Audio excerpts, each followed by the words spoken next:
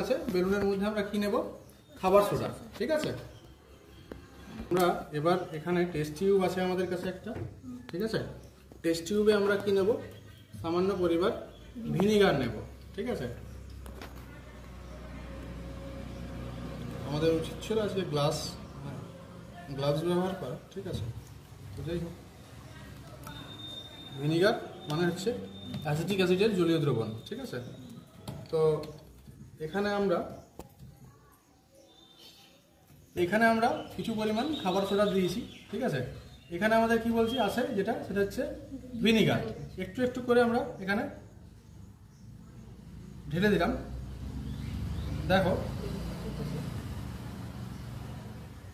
এবার কি দেখতে পাচ্ছি আমরা এখানে, দেখো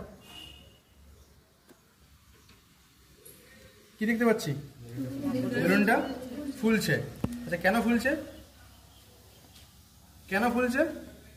দেখো এখানে একটা রিঅ্যাকশন হচ্ছে, একটা আওয়াজ পাচ্ছ? এই বেলুনটা যে ফুলছে, কেন ফুলছে এটা? কারণ এখানে ছিল বেকিং পাউডার, আমরা দিয়েছি কি ভিনিগার মানে অ্যাসিটিক অ্যাসিড। এবার বেকিং পাউডারের সাথে অ্যাসিটিক অ্যাসিডের বিক্রিয়া করে তৈরি হলো কি কার্বন ডাই অক্সাইড গ্যাস। তাহলে এই যে গ্যাসটা আমরা দেখছি এটা কি, এটা হচ্ছে কার্বন ডাই অক্সাইড গ্যাস দেখছি না, দেখলাম বেলুনটা ফুলে গেল। তো বেলুনটা ফুলে গেল কেন? ভেতরে কি গ্যাস তৈরি হয়েছে? অ্যান্সার হবে কার্বন ডাই অক্সাইড।